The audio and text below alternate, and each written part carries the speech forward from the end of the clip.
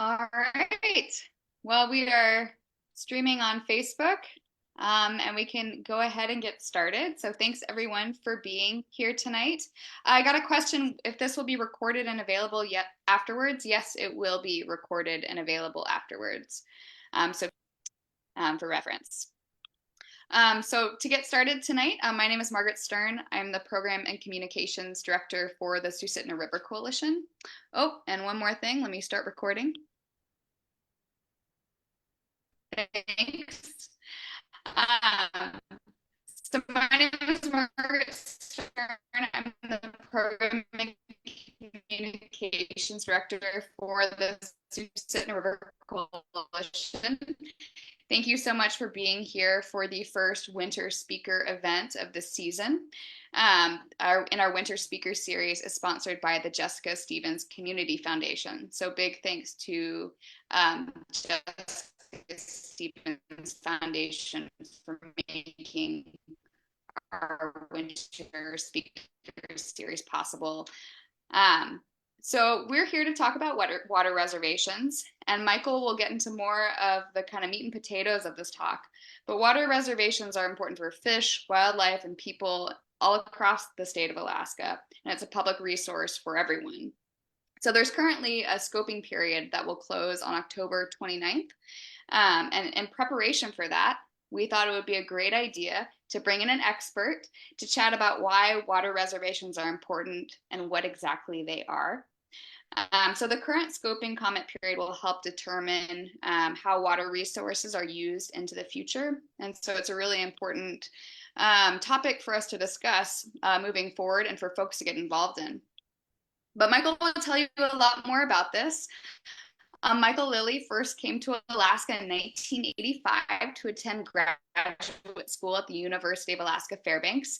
He graduated from UAF with an interdisciplinary degree in geohydrology.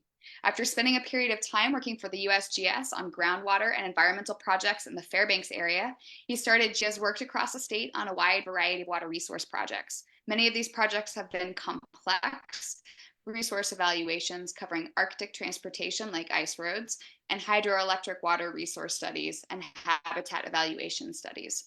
So thank you, Michael, so much. It's great to have an expert here to chat about it to you. Thank you very much. So we'll go ahead and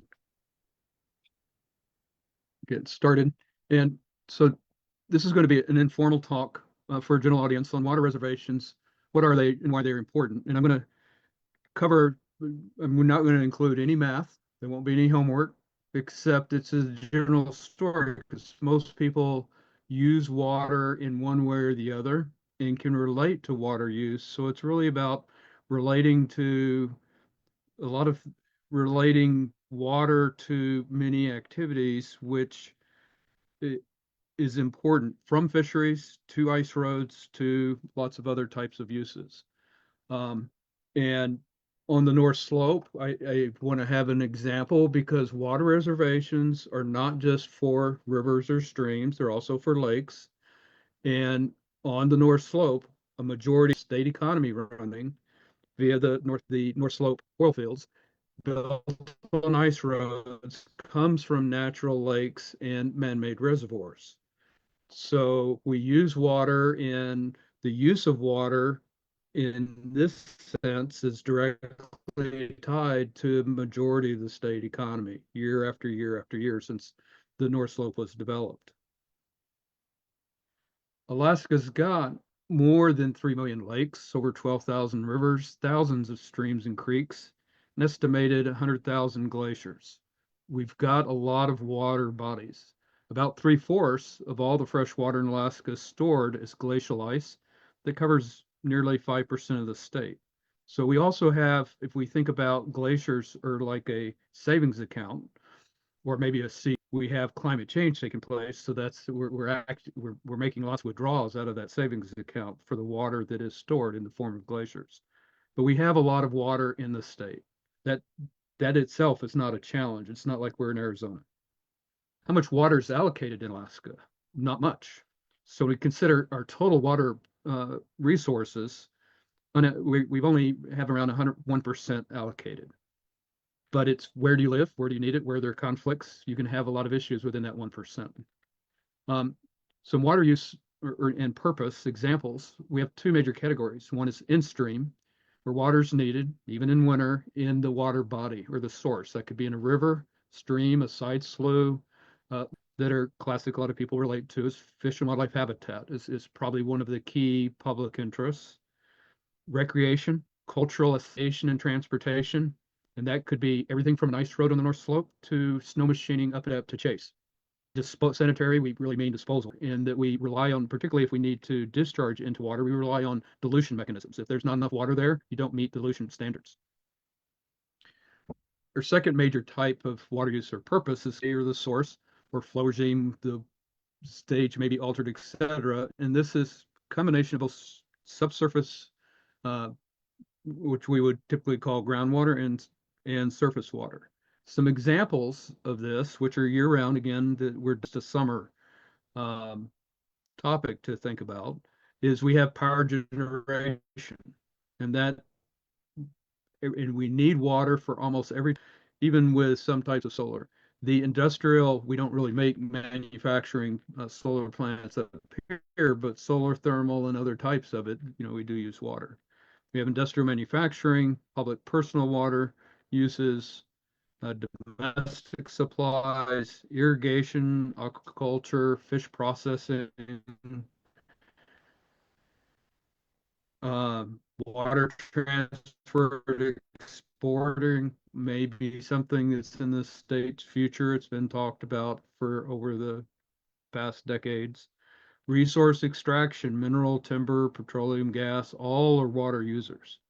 And things like ice roads, snowbank uses, where we may pull water out of a stream, river, or reservoir, lake, and use it for these types of examples. What are some of the challenges and opportunities that we have with associated with water and reservations of water? Relatively, Alaska is a young state. We particularly when you consider the lower form water wars, et cetera, the development of California, relative to these states, we're relatively young, and that has some influence to some of the issues that we are facing.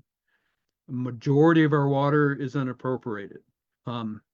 Limited competition for water sources. If we think about where our population centers or where do we have development, we have a lot of water, we have a lot of area, but we have a lot of conflicting water uses in small areas. And so that's why we need mechanisms to reserve water for things like transportation or fisheries or wildlife habitat, et cetera. Size, who owns the land is complex in Alaska. We have, relative because we are a young state, our limited case law, water use related conflicts. We don't have decades and decades of, we don't have, 50 years of legal precedents to help make decisions that have been tested out in that legal framework. The false sense of security related to long-term water uses. We think we've got a lot of water, but again, that's when we look at it on a statewide basis, there's a lot of water, but where we have conflicts, we tend to have a lot of compounding water uses within small areas. And then we have our political shifts. No way to hide, mix things up, and that means that it makes it a challenge to have a stable regulatory and legal environment at times. We have thousands of fish-bearing waters identified, but we have many, many more that have yet to be identified. So there is no such thing as a map that says these are all the places with a certain species of fish. That's an ongoing, and this relates again back to we're a young state with a low population base, little infrastructure. So there's a lot of areas and watersheds where we really have very little or no information. It relates to that low population density. Moose don't drill wells and they don't build roads, etc. So which is we're really happy about. We have limited transportation infrastructure and access, and that has a huge factor on how much data we have because it costs if you have to fly with a helicopter to get somewhere or go on a jet boat or snow machine in the middle of nowhere, you're not collecting a lot of data too frequently because it's just so expensive. Um, we have limited natural resources information at a statewide basis, both on the hydrologic aspects of the state, the mineral oil and gas, hydrographic data, biological data. So we have a lot of national framework laws, regulations, practices, and understanding based upon the development, the density of development in the lower 48, which we sort of get shouldered with in Alaska and don't necessarily make sense up here. We also have, would make life interesting, extreme weather conditions. That's why we live in Alaska, because we like those, or at least for those in Fairbanks. Um, and, particularly including ice-covered seasons, limited season and daylight. The further north we go, the more extreme it gets. We have limited infrastructure to supply water from multiple nearby and remote sources of water. We don't have a distribution network of water like many states do. If we think about California and how they move water all over the state, Alaska has none of that infrastructure. So we tend to be very reliant on needing water resources where we have people development or where we have the ecosystems that also shortage or a conflict. Um, the one USGS gauge, approximately 5,000 square miles. USGS gauges that tell us particularly about the surface, how much surface water resources we have, are extremely limited in Alaska. And so we have very little data, and that sort of forces us to, one, collect our own data or come up with scientific methods to help come up with reasonable estimates and understanding of uncertainty based upon less information we'd have anywhere else in the lower 48. We have very few hydrographic, our hydrographic map coverage is very limited. That's another issue. That's something that we are seeing improvements in. And then hydrologic water events and even low water events between groundwater surface water interactions. Our rules and regulations and laws, though, aren't as connected as the hydrologic cycle is.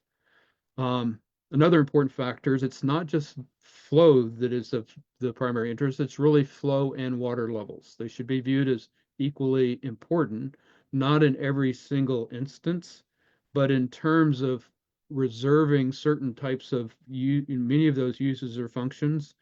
It's important to consider that you are needing at times to reserve a certain water level, let's say for an outlet in a lake, so that you always fish can go in and out of the lake at a specific time period, where discharge or flow is less of an issue.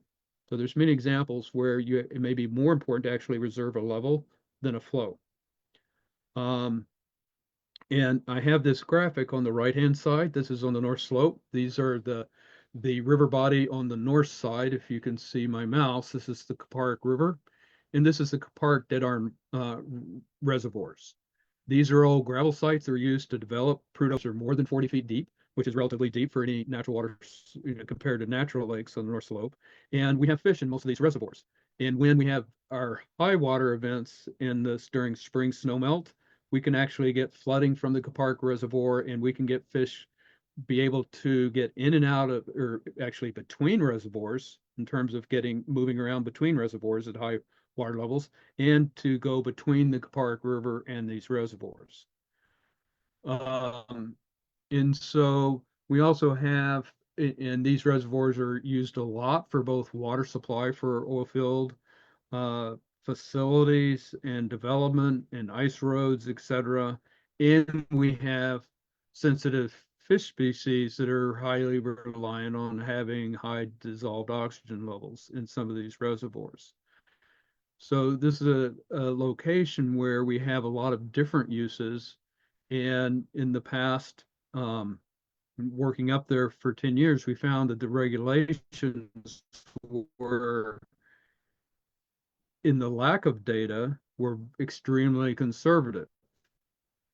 So if we would have had a little bit more data it showed that we could have used some water for the industrial impact to some of the fisheries. So information can be beneficial on all sides of all the different uses that we may have. I now want to sort of just look at a surface water example, and this is on the Susitna River, Middle Creek. This was part of a reservation package, and we see what looks like could be. Let me get back to it. Sorry, I've got a roll wheel on my mouse. It gets active sometimes. But so think of any watershed that we have across the state where we have different, we've got the Susitna River, then we've got a creek, and we have little side creeks to that. And a lot of these, if they're connected, could be important throughout the year for fisheries habitat, as in the case of this particular one. So part of, for people that work on how do we reserve surface water sources, you have to first define a reach, and that's a segment that you're interested in protecting for a specific water use. Now, it could be fisheries habitat, it could be transportation, etc. So we tend to think about reaches, and we reserve reaches. We don't reserve watersheds. We don't reserve whole rivers or whole streams. We tend to do things by reaches. This is looking at an aerial of a small portion of that in the winter time. And winter is an important time period for many overwintering habitat for fish and for spawning, etc. And in this particularly, I don't want to, well, I could easily talk about this for a long time, but we have some open leads indicating that we have flow. We have some warm water coming in, which is important for stream habitat. If you have spawning areas and spawning beds, and you have other habitat functions that are taking place, temperature of the water is extremely important. So I don't need to be on the ground to know that we have flowing water, because if I've been on the ground enough times, I can look at this, and these dark areas are open water sections, and this is taken in the stream, it would be totally white. It's a low area, it would collect snow. So these open leads are just another example of we have different types of information, and particularly in Alaska, we very important. We always pay attention to winter data, winter uses, and particularly on ecosystem sides, because that tends to be the time period during the year when we have the least amount of information. And then for the Middle Creek, just as showing you some examples, this particular site, we had a 10-year flow record, where this is just showing what was the mean flows for Middle Creek over a 10-year period. And we have, in our sort of late winter, we have some of our lowest flows, the least activity taking place. This broad peak is really representative of snowmelt. There's within a 1 to 2 month period, but kind of varies a little bit year to year about when. But we go through snowmelt every year. It's never not happened. And then we have a kind of a dry period before we get into our precipitation events, which tend to occur, from August to October. And it's much more flashy. But this is looking at, so we've got to have some data about how much flow do we have in the system. And then there were other biologists that were working on this project that were looking at fisheries data and ecosystem function data to say, well, what's there that needs water and how much water does it need? So I don't want to get in, for this talk, I don't want to get into the specifics, but this is showing a plot of saying that the mean monthly flow is what's in solid blue. And then based upon the identified ecosystem functions that were there, associated primarily with fisheries, the requested monthly flow was how much do we need to leave for those uses and functions that were going throughout the year. And again, we don't see a time period where there was any estimate that there was not a need for water in this. So this is just how some of the important data that needs to be collected in ways that we need to look at it. If we were to just plot this differently, the same sort of um, monthly data, what and the reason why I put this in is that our mean flow is in blue, and that's higher. And we were saying, well, if we are trying to protect, let's say, the fisheries that are, and if we use what's between, that's usable water, or its water could be diverted for a particular different reasons. But you would be able to, according to the science that was done for this particular study, that you would be able to have some water that you could use without impacting the fisheries aspects, because the in-stream flow reservation is what we're really showing in green based upon monthly average type data. And now I want to look at a different example, because what we talked about was if we read our system for reserving water needs to not just cover rivers or large streams. It's also lakes are an important part of the landscape in terms of the hydrologic of water use and permit practices. And these are not reservations of water, but it's water use permits. And I show this because a lot of people don't understand, why does industry sometimes need they permit more water than they use. There's real specific reasons for that, which actually are good reasons. In this case, from Tusa's on the North Slope that BP was using at the time, this shows what they were permitting each year in terms of billions of gallons. Well, it sounds like a lot of water. But what did they actually use was much less. And the main reason behind that was you never know what the weather's going to be. You don't know what your operations are going to need. There's all these areas of uncertainty. So this was to give them operational flexibility so they economically as possible without creating issues. So but you can't go get a last minute permit very easily. You have to work a year or more in advance at times. And so by over permitting, gave them the operational flexibility to make it, from a business standpoint, much more economic and less risks associated with it. You never quite know, you don't always know where your water use is going to be in a, let's say, an oil field application. So there's a real reason why you need to permit more. And then these are temporary water use permits. So if we had in lakes that were in the same area, a reservation of water would be the approach, saying, well, we always have fish there year round. So maybe we need a reservation of water so it can be balanced out against these temporary water uses. And then if you know how much water you have, can you then go in and make a determination you've got enough water for more than one use?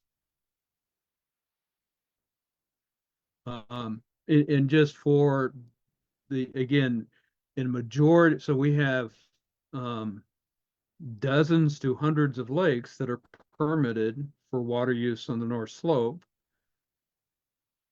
And we don't permit many streams because there's really not enough water for industry water use, ice roads, etc.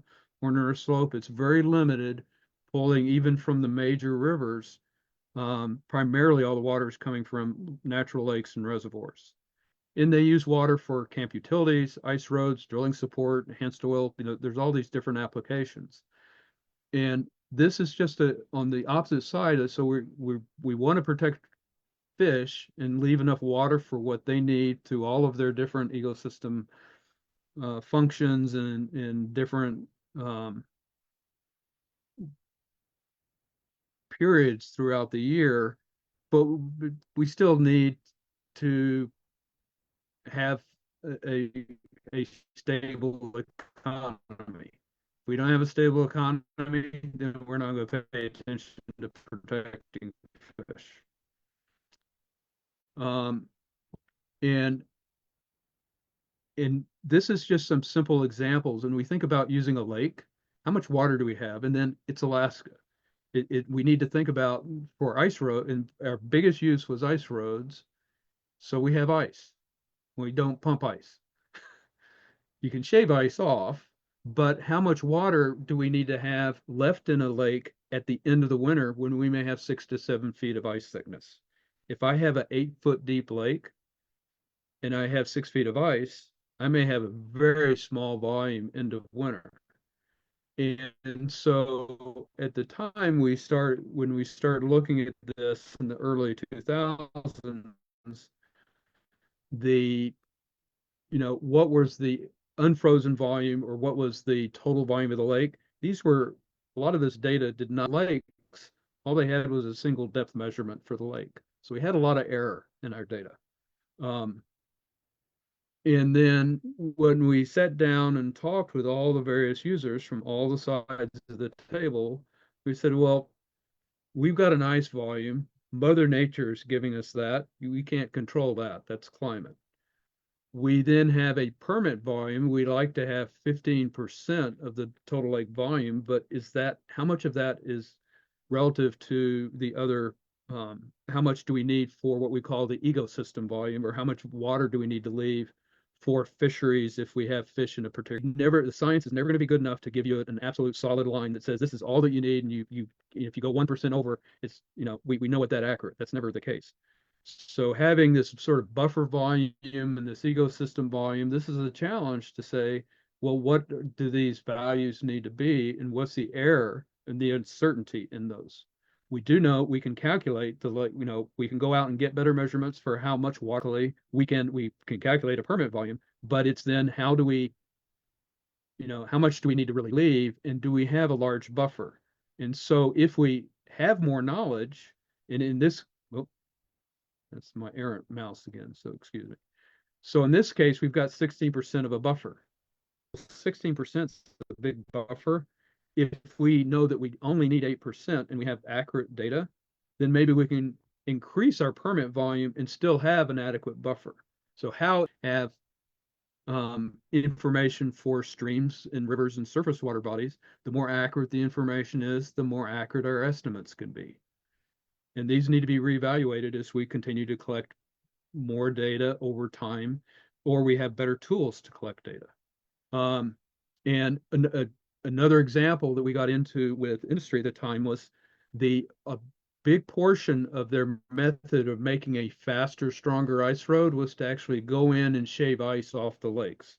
Let the lakes freeze up for 3 feet and take that ice. Well, they were counting that against their under ice volume. And being humble hydrologists, we raised our hands and said, that doesn't make any sense. And we talked with the permitters and everybody else and said that water's not coming from under the lake ice, it's on top. And they don't do it in the middle of the lake because they're afraid of putting equipment through. So they do that on grounded ice. And so there was 10% air developed techniques to shave ice off the surface of the lake with big graters that had big grinders on them. And that was just a whole nother source of error within their permitting process. So understanding the uncertainties and collecting good data can benefit all sides of the table almost all the time. Water reservations. Where's Alaska in its processing of reservations? Um, and this was directly off of the DNR site. So the reservation certificate, it's a certificate is when it's gone through the whole process and a reservation has legally been made. That's called a certificate. Um, Reservation applications that are pending, when we think about priorities, it's based upon when do you submit your application, not when do you get your certificate. Um, and so we can see what looks like a backlog.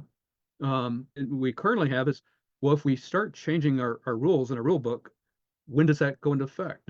How does that impact all of these applications that are still pending? And how do we get things out of that pending status? That's also that by having lots of pending applications, that just increases the uncertainty that all sides of the table have.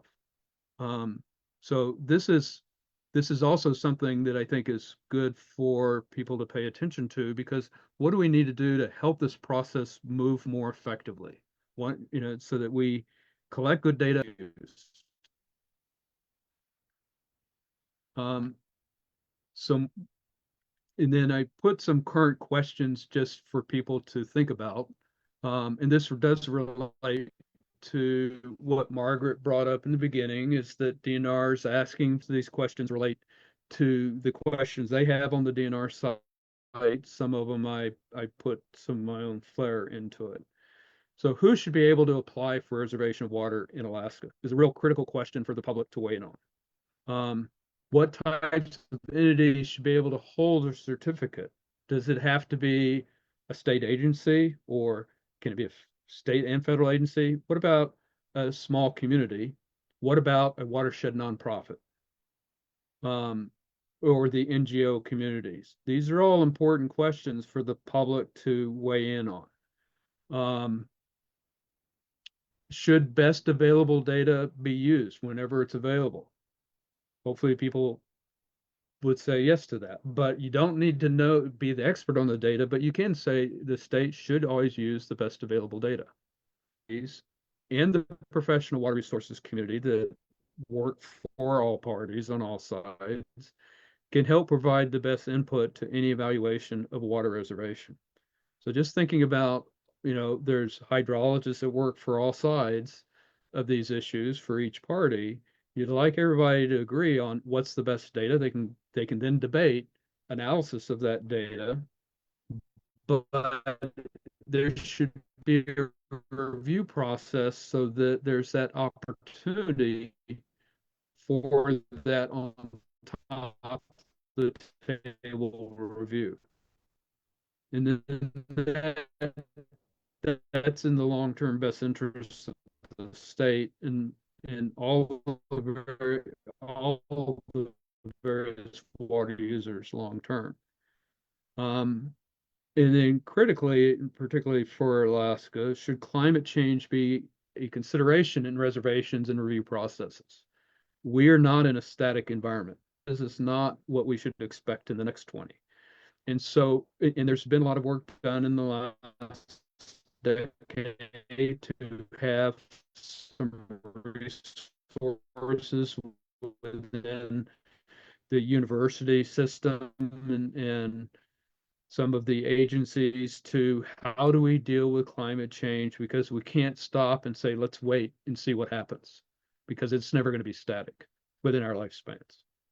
So we need methods to deal with that uncertainty so we can still make decisions that are in all parties' best interests. Should reviews of reservation water allow public and stakeholders equally to evaluate and comment? Um, this relates to some of the prior questions, but a review process where you put things on the table is really important at developing stable long-term environments for protection, development, et cetera, across the board. If you are constantly moving the goalposts back and forth, then what we have is year after year controversy, which and I have some lawyer buddies, so I won't talk bad about them, but we don't want in the end the legal profession to really make out, because nobody can ever agree to the data or how we use it. Um, And should reviews be technically sound, but also timely? So it also is, and timeliness impacts all sides of the on. And so if we have untimely processes, that increases costs, and that's not good whether or not you're an oil company or an NGO. It in the end, it increases what the public has to suffer through. Um, so those are just some of the questions that I think are kind of good general questions. Again, these are the purpose of this talk was not to get into specific hydrologic analysis methods or any of that. We'll save that for when we can go a different venue. Um, and so kind of in closing, since this is for the Susitna River Coalition,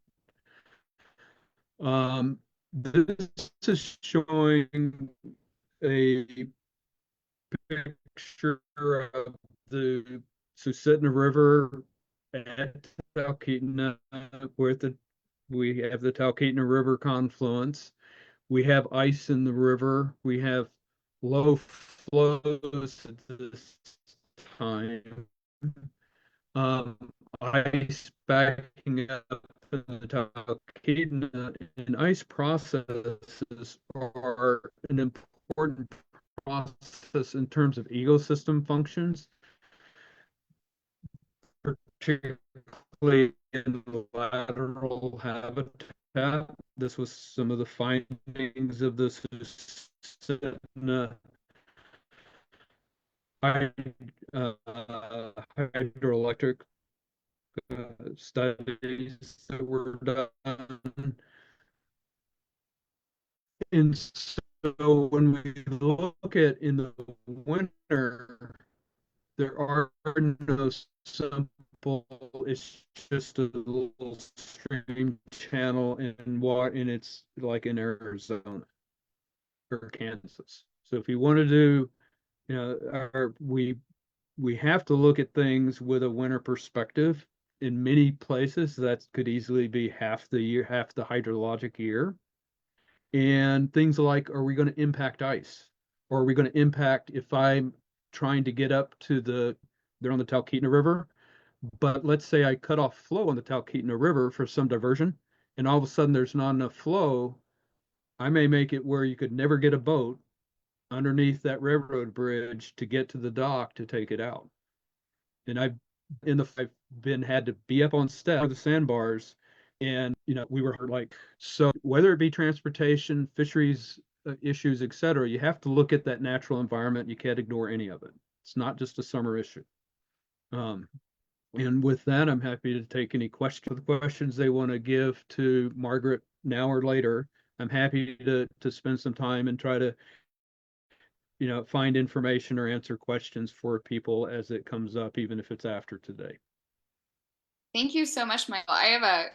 Well, please, you haven't, and I'll come along, but a couple of questions. When we're talking about in-stream and out of reservations, do they get equal priority through the reservation process? So reservation, that's a use. Right. So the reservation is for what do you want to leave in the water body and go back. So let's say power generation, something like you have a small dam, but you always have fisheries. So you may need water that is for, or actually, I want to move away from maybe something controversial. Let's say I've got a hatchery, Okay. like we have over Mercury in the eastern Alaska range. We have some hatcheries that their water comes from the adjacent stream. Well, we need water to pump water out of that small stream in the winter to put water into the. So we're really talking about fish use on both sides of the table. we need not stream process because you're straighting along in the stream. So we can't pull it down to the dewaterization is out of. Okay, got it. Interesting. Um, with that, the flow and water levels, how are water levels calculated in all of these sites? Because, like, for example, here in Talkeetna, we have the gauges on the Talkeetna River. But are those then put into sites for the So, proposed? and there's some methods where you can directly measure it, but your gations will invert to a discharge. But for the example of Talkeetna River, if you're really worried about you, well, we need to go back and forth. Or I've got the fish swim up in streams, go up to a headwaters lake, and then where they open the north. So we may need to leave if we pull too much of that lake. Obviously, outlets dry. Now the fish can't get in here in the fall before the streams dry up, freeze up. And so we use if we were to fish can't get in the winter. So in that case, we'd establish elevator control of the lake, with your water levels, so we have continuity of time. And we're really saying then you're not trying to reserve a certain volume, let's say of discharge. You're trying to say lake needs minimum elevated speed. I was like, are temperature considered? Yeah. They can be that it changes a lot if getting into water is about the nations. I think in the future, say in 20 years from now, I think water temperature will be with water versus temperature is what is going to be people walking more and more in the future. Out California, we get to or we have the in the you have to temperate data and to withstand challenge. We have a question. I think it is Becky. So I'm gonna I'm gonna move it so it's allowed to talk. 1 second, Becky. Here you go. You can unmute and ask your question. Hi, can you hear me? Hey, yeah. Okay, so this I was looking at the PowerPoint that DNR water sections gave us in August on this stuff, and this is very interesting, Michael. Thank you very much. So there's basically 3 questions that they want us to talk about in the scoping. They want us to talk about who should hold the certificates, about the how you analyze. So that looks like what they want to elicit that from us. First, I think the current water, the in-stream flow reservations are adequate and do not need to be changed. Maybe there's some tweakings, but I don't even know that. So, but my question to Mike, things like the American or the Alaska Miners Association, they always question current methods to analyze the data. Do you think the way that they have been doing it is okay, or? In the most reservations for water is the Alaska Department of Fish and Game, and their published methods, I think, have been through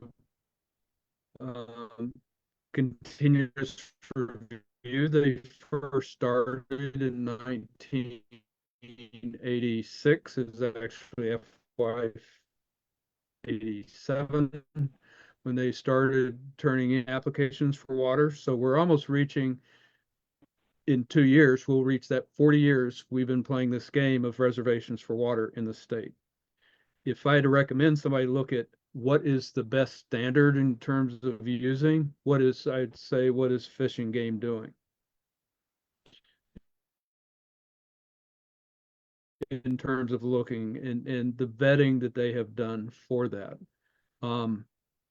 And so you choose, Becky, also depend upon the data they have. And did you collect it yourself, or are you using data that's published? Maybe it's got a lot of holes in it. It's got a lot more uncertainty in it. And so I think your methods need to sort of combination of what your available information that you have, not just flow data, but all the hydrologic average data, et cetera. And then what's your evaluation of the uncertainty, and can you find a method for evaluating your data that gets you to an acceptable level of uncertainty to make a decision? Thank you. And that's going to sound like I've kind of put you off, which wasn't my intent, except this is in parentheses, bold letters. It says it sort of matters. All those things may impact how you analyze the data. but making sure, and that's where in my comments at the end of the slide where you need to use all the available, what information you have, and you should use everything that you have, as we never have enough. And the for the examples that I gave on Chudna, where we didn't have a whole lot of winter condition data, but the use of aerial photographs, aerial coverage to say, well, what do things look like? You said upon professional understanding you're looking at, it's tell a lot about some of the effects of the winter hydrology. So that's an example of using not just flow data alone, but using all the various types of both remote sensing, on the ground data, temperature measurement, everything. Thank you. Yeah, and then so that's it, Becky, your comment. So the method time develop as we're going to see new methods in the next decade, strictly because something called artificial intelligence, probably, as we deal with more complex data, et cetera.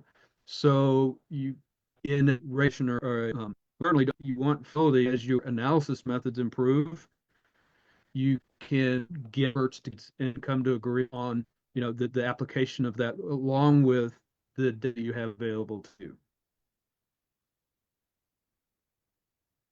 Does that help? Oh yeah, really, because I want to be able to answer that question, and I think you're absolutely right, and that does help. Thank you. Yeah, and so one of the comments that is there were data analysis done over the last 38 years, and in all of that data, we have more information and we have more ways of using it. Past also, like the public comments that were used in the past for this process was a question that you all were also dealing with. In past, public comments are as valid now as they were, made in the last 10 years.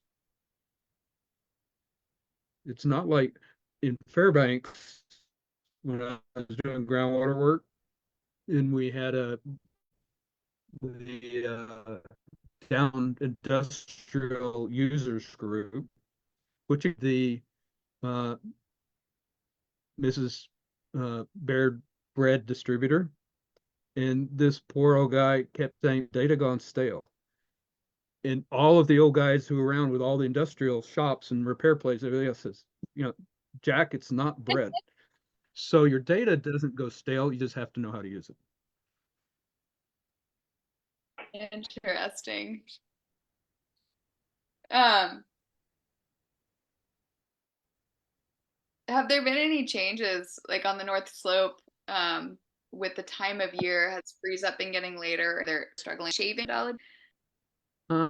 They're sensitive early snowfall that because they rely on the land surface to freeze up enough to handle equipment going out and building ice road.